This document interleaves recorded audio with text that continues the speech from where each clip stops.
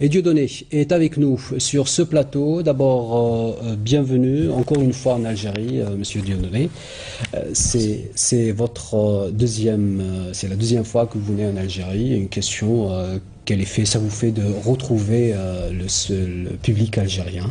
Formidable. Le public algérien, je le connais un petit peu à Paris, parce qu'il y a une diaspora algérienne très importante. Je suis très content d'être ici, où je jouis encore d'une certaine liberté d'expression, contrairement à la France, vous savez, où je ne peux pas me rendre comme ça sur les plateaux télé. Donc je me sens un peu chez moi ici, puis sur le territoire et sur le sol africain, évidemment.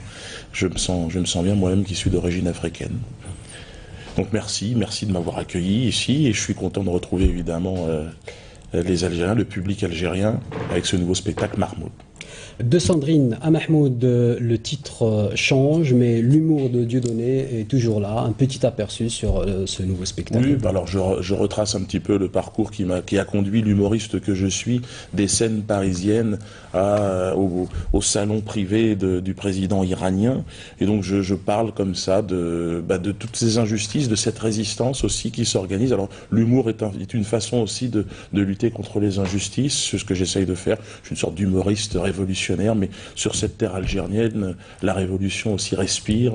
Le spectateur algérien me comprend bien, je crois, et je crois qu'aujourd'hui, en plus de ça, particulièrement en ce moment, il y a besoin de rire, de s'amuser, parce que les injustices apparaissent évidentes, et je crois qu'en plus ici, en Afrique, encore une fois, pour moi, c'est très important de venir faire rire ce continent qui est le mien. Merci Dieudonné. Je rappelle que vous êtes en Algérie pour votre nouveau spectacle intitulé Mahmoud. Vous serez également à Oran. Merci encore une fois, Monsieur Dieudonné.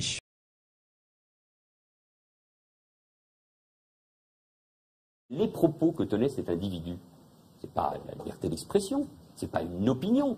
Le racisme et l'antisémitisme, ce sont des délits qui doivent être condamnés par la loi. Et depuis qu'il y a eu cette interdiction proférée par le Conseil d'État, ce personnage ne peut plus proférer dans ses spectacles les mêmes propos.